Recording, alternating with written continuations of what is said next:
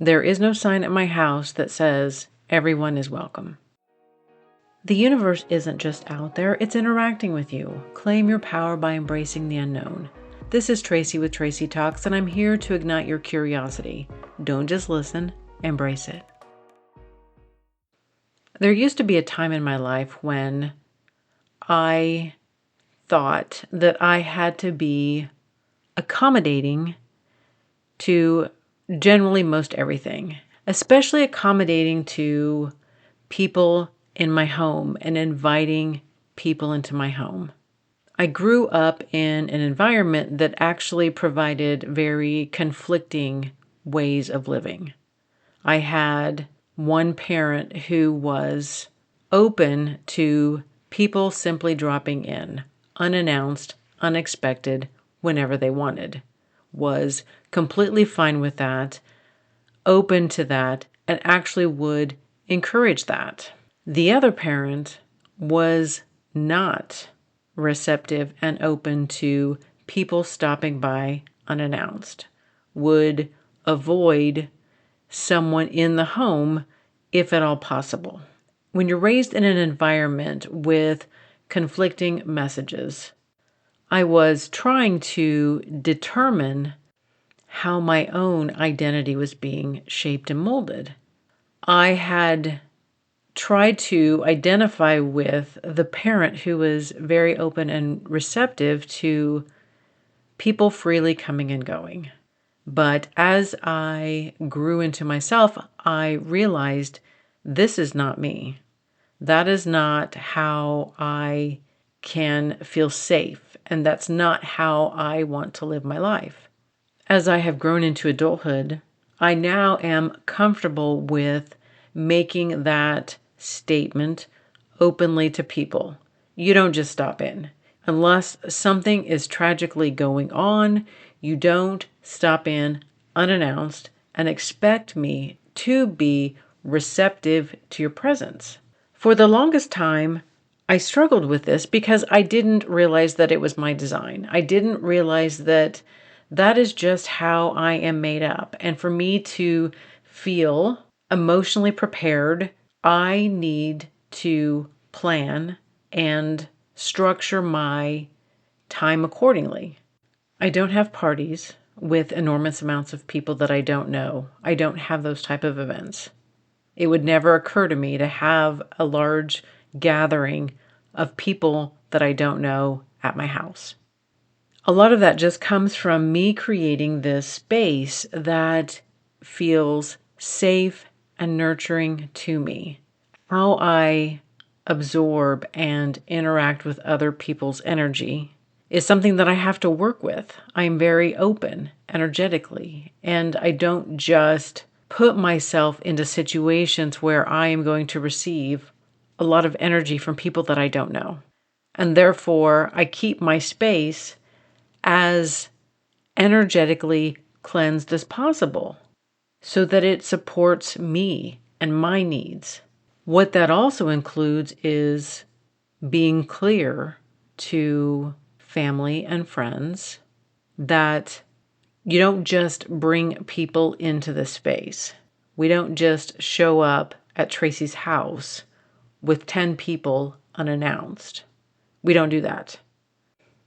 I had a friend who was going to drop by and see me. They had something that they were going to bring me. And I'm like, okay, we planned the time, we knew the day, everything was fine.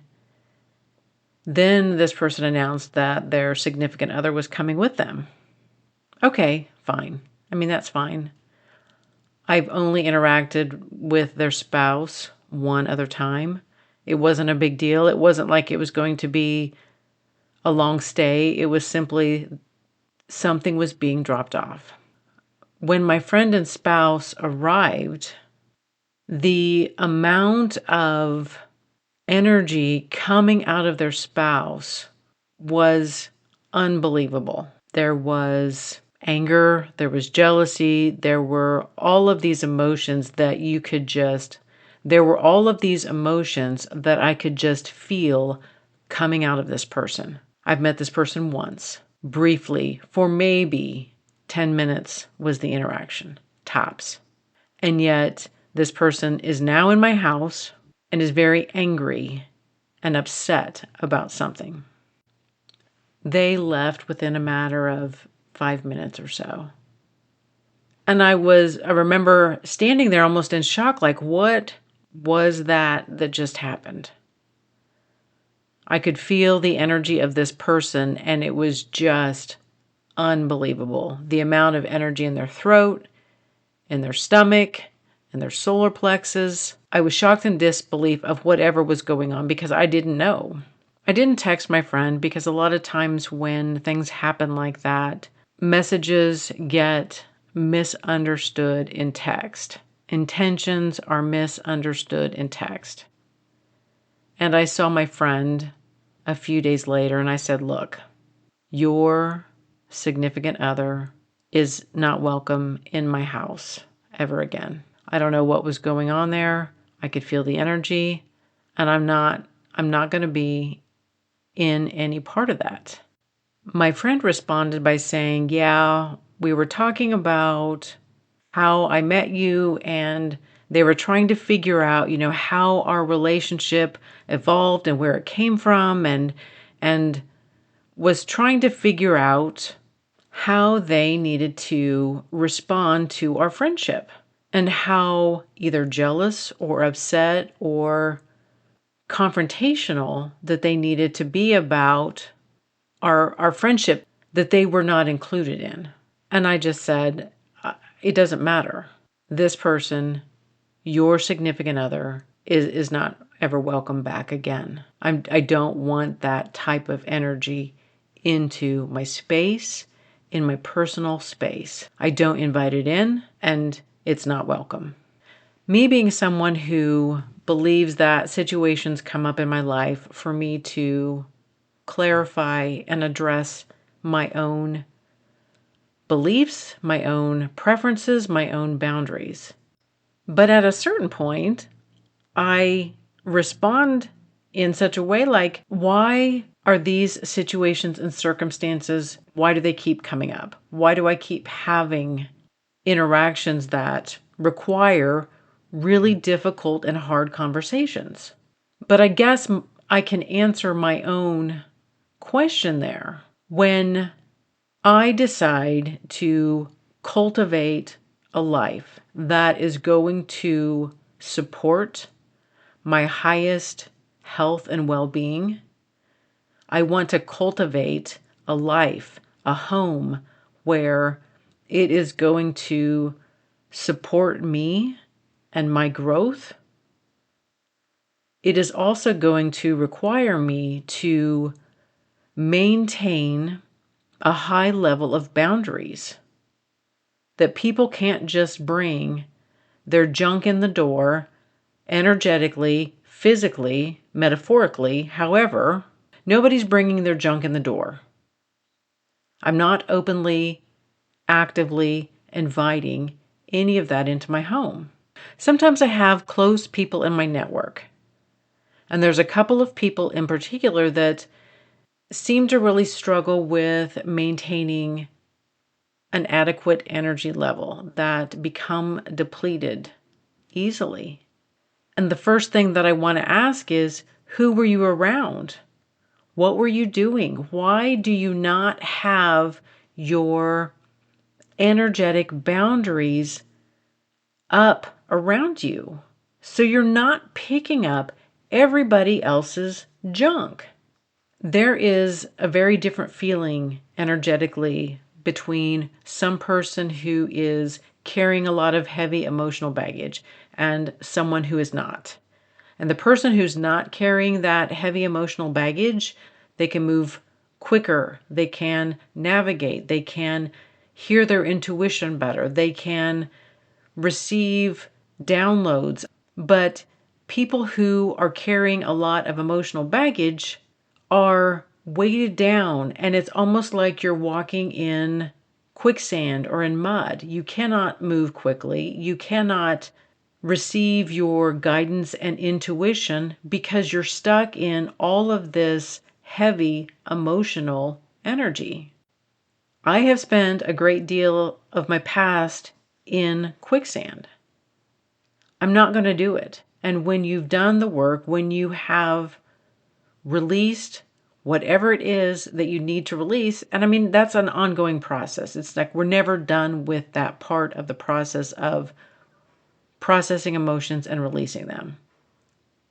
But I'm not going to go back to the quicksand. I'm not going to go back to this place where I am stuck waiting in all of this heavy garbage.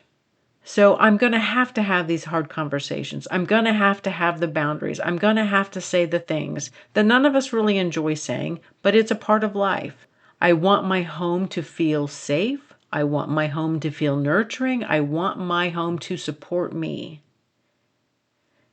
And so what that requires is me being vigilant with the people who are closest to me, saying, you can't bring these people here. You can't just do this. You don't behave like this here because this is my home. This is how we operate. This is how we roll. And if you don't like that, if you can't follow the rules in my home, then you don't get to come back. Period. My friend texted a few days later and said, it really makes me sad that my friends wouldn't feel comfortable coming to my home. I didn't really respond to that text because there's really nothing to say.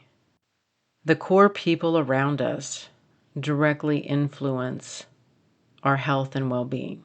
You can choose to recognize that, or you can choose to ignore that.